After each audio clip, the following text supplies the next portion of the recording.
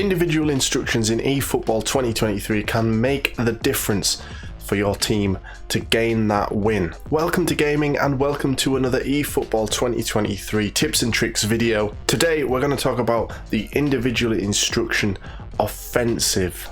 Now, as you can see here in my team, I use a 4-3-3 formation. This means there isn't a massive amount of width with the midfield, and using the offensive instruction on your fullbacks can allow that extra man to push into midfield and give you that bit of width.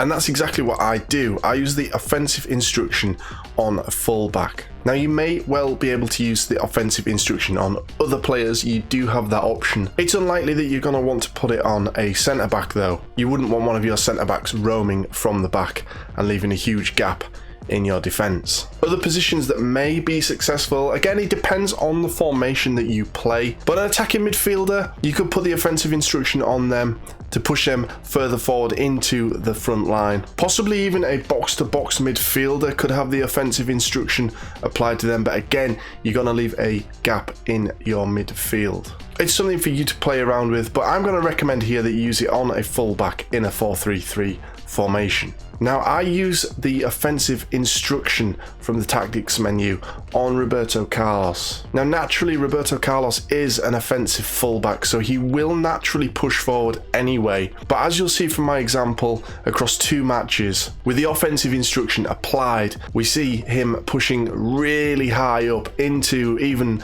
like a wing forward position at times and helping out the attack. Whereas in the second game, he's only really into the midfield a couple of times through the game.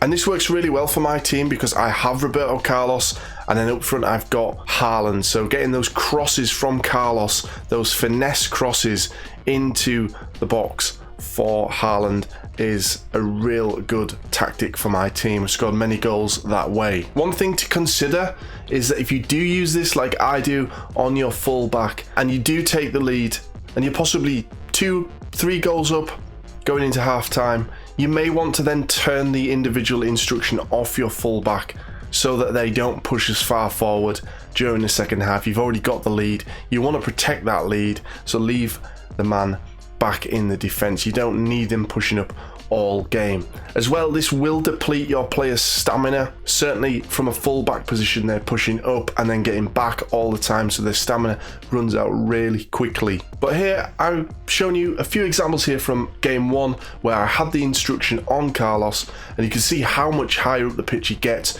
during the attacking phase of my game. And then looking at game 2, as I say, he only really pushes up into the midfield a couple of times, whereas he gets a lot higher during the first game with the instruction on. So that's been my explainer for the eFootball 2023 tactics individual instruction offensive.